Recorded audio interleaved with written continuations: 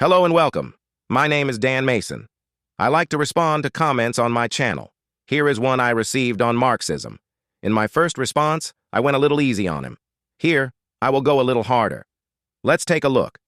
The writer says, "It's not cultural Marxism, it's cultural liberalism, and no liberal capitalist country respects natural law in general or family bonds, as that is a barrier to capitalist wealth generation and domination."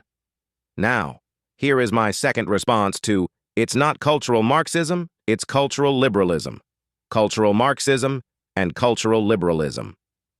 Response: Marxism destroys families by seeking to destroy God, and the individual Marxism's impact on society, especially on family and faith, lies in its rejection of transcendent values, particularly God, and its focus on collective identity.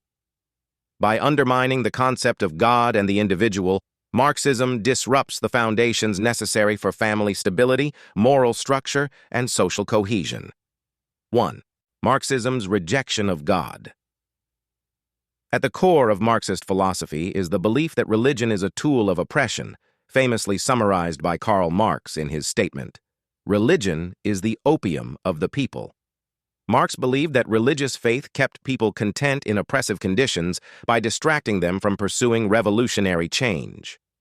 God and faith-based morality provide a framework for personal responsibility, self-worth, and family unity.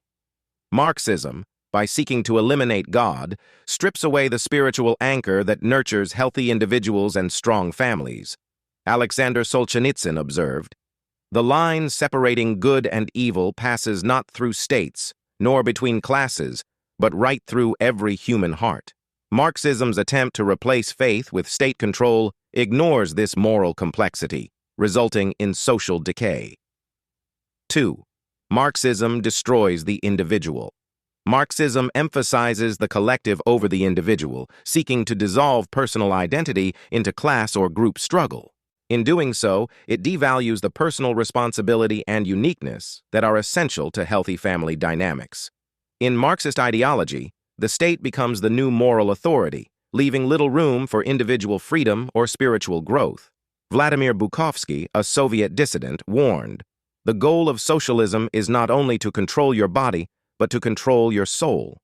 By dismantling the individual, Marxism weakens the person's role within the family, eroding traditional roles as father, mother, and child, which rely on personal identity and responsibility. 3. Family as a threat to Marxism. The family unit, as a system grounded in love, personal duty, and moral teachings, stands in direct opposition to Marxist collectivism. Traditional families pass down faith-based values and foster individual development, both of which pose a challenge to a totalitarian state. Thus, Marxism seeks to redefine or dissolve the family, often replacing parental roles with state institutions. Antonio Gramsci, a prominent Marxist theorist, argued that cultural hegemony, the influence of traditional institutions like the church and family, must be dismantled for Marxist ideals to prevail. This leads to state control over education and child-rearing, weakening family bonds and loyalty to parents. 4. Destruction of society. When faith and individual identity are destroyed, the family and society inevitably collapse. The individual who provides the emotional and moral backbone of the family is reduced to a mere cog in a political machine. Without strong families, societies lose the moral guidance and stability they need to thrive. Pope John Paul II emphasized, "As the family goes, so goes the nation, and so goes the whole world in which we live." A society without strong families devolves into moral relativism, opening the door to chaos and authoritarian control. Conclusion: Marxism's incompatibility with faith, family, and society.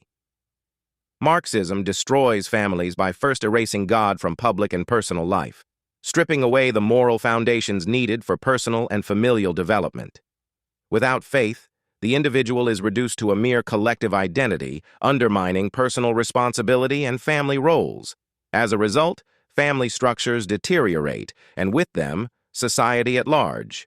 In summary, the destruction of God leads to the destruction of the individual, and by extension, the collapse of families and the moral order that sustains society. Marxism's attempt to replace spiritual values and individual identity with state control ultimately results in social fragmentation and moral decay. Thanks for watching. Please tune in again, like, and subscribe. I will see you in the comments.